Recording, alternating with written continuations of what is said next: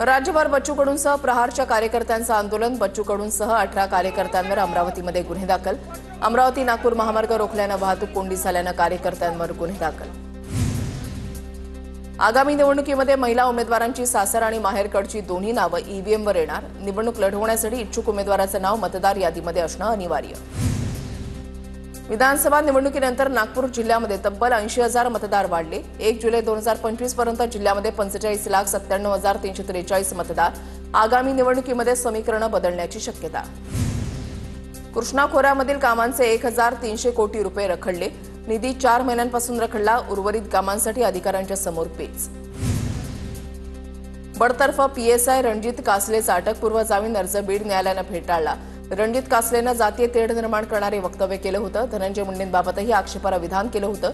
दोन्ही बाजूंचा युक्तिवाद ऐकल्यानंतर न्यायालयानं कासलेचा जामीन अर्ज फेटाळला।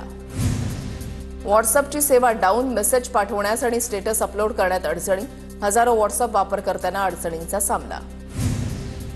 कोकणामधल्या विशेष रेल्वे गाड्यांची प्रतीक्षा यादी हजारापार गेल्यानं तिकीट मिळणं कठीण। दरम्यान तिकीट रद्द केल्यास प्रवाशांना 60 रुपये भुर्दंड। गडचिरोलीमध्ये कृषी भवन उभारण्यास मंजुरी। शेतकऱ्यांना कृषी विषयक सेवा एका छताखाली मिळाव्यात आणि आधुनिक तंत्रज्ञानाचा लाभ शेतकऱ्यांपर्यंत पोहोचावा यासाठी कृषी भवन उभारणार। कृषी मंत्री माणिकराव कोकाटे यांची माहिती। म्हाडाच्या 53 अनिवासी आणि 28 कार्यालयीन गाळ्यांसाठी 1 ऑगस्टपर्यंत अर्ज करता येणार। पात्र ठरलेल्या अर्जदारांसाठी ऑनलाईन बोली स्वरूपातील ई-लिलाव वेबसाईटवर होणार।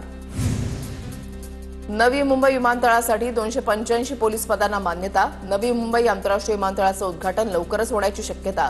या संदर्भातील शासन निर्णय गुरुवारी जारी। पुणे रेल्वे विभागामधून मोठ्या प्रमाणावर साखरेची आसामला निर्यात। अनेक वस्तूंच्या निर्यातीमुळे पुणे रेल्वे विभागाला 540 कोटी रुपयांचा महसूल। पुणे जिल्ह्यामध्ये एकल महिलांसाठी नवीन योजना राबवण्यासाठी सर्वेक्षण सुरू। विधवा, घटस्फोटित, पतीपासून विभक्त महिलांच्या समस्या ओळखून त्यावर उपाययोजना करण्याचा उद्देश। सोलापूरच्या अरणमधील अघोरी बाबावर अखेर गुन्हा दाखल। 10 वर्षीय मुलाची हत्या प्रकरणी 2 दिवस पोलीस कोठडी। जळगावच्या 40 गावात साधारणतः 50 कोटी रुपये किमतीचे 36 किलो एमडी ड्रग्ज जप्त। बोढरे फाट्यावर संशयित ब्रेसा कार पकडली। महामार्ग पोलिसांची कारवाई। नागपूर जिल्ह्यामधल्या सावनेर बस स्थानकावर मानसिक रुग्णाचा तब्बल 45 मिनिटं नग्नावस्थेमध्ये धिंगाणा। बसच्या खिडकीवर चढत प्रवाशांवर हल्ला करण्याचा प्रयत्न। पोलिसांनी युवकाला ताब्यात घेत प्राथमिक आरोग्य केंद्रामध्ये नेलं। जळगावमध्ये अवैध शस्त्रांची तस्करी विक्री करणाऱ्यांवर कारवाई। पुणे धाराशिवमधील दोघांना अटक। चोपडा ग्रामीण पोलिसांची नाकाबंदी दरम्यान कारवाई। शिर्डीमधील साईबाबा मंदिराला बॉम्बनं उडून देण्याचा मेल। दरम्यान पोलिसांसह विशेष पथकाकडून मंदिर परिसराची कसून तपासणी। तपासणीनंतर कुठेही स्फोटक नसल्याचं उघड। पुणे नाशिक राष्ट्रीय महामार्गावरील जुन्या खेडघाट रस्त्यावरून 44 लाखांचा प्रतिबंधित गुटखा जप्त। खेड पोलिसांची कारवाई। 2 जण ताब्यात। जळगावच्या कासोदा इथे शेतामध्ये जुगार खेळणाऱ्यांवर कारवाई। 5 जणांना ताब्यात घेतलंय तर गुन्हा दाखल करण्यात आलाय। जळगावच्या एमआयडीसी मधील 20 हेक्टरमध्ये चोरी करणाऱ्या चोरट्यांना पोलिसांकडून अटक। दुचाकीसह मशिनरी आणि त्यांचे पार्ट जप्त। धुळ्यामध्ये दशामातेची गुजरातप्रमाणेच वाजत गाजत उंटावरून मिरवणूक। मोठ्या संख्येनं महिला भाविकांचा मिरवणुकीमध्ये सहभाग। जळगावच्या 40गावमधील शासकीय पोलीस वसाहतीची दुरवस्था। शासकीय घर नसल्यानं पोलीस कर्मचाऱ्यांवर इतरत्र भाड्यानं राहण्याची वेळ। पोलिसांना घर देण्याची गृह विभागाकडे मागणी।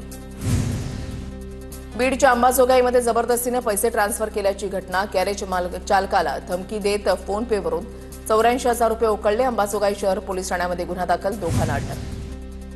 बीडच्या परळीमध्ये चंदन लाकडाची तस्करी करणाऱ्या वाहनावर पोलिसांची कारवाई। 8,68,000 किमतीचं 217 किलो चंदन जप्त। आरोपी मात्र फरार। नागपूरच्या बजाजनगर परिसरामध्ये विनापरवाना दारूची विक्री करणाऱ्या 2 हॉटेलवर पोलिसांची कारवाई। हॉटेल 15 दिवस बंद ठेवण्याचे पोलिसांचे आदेश।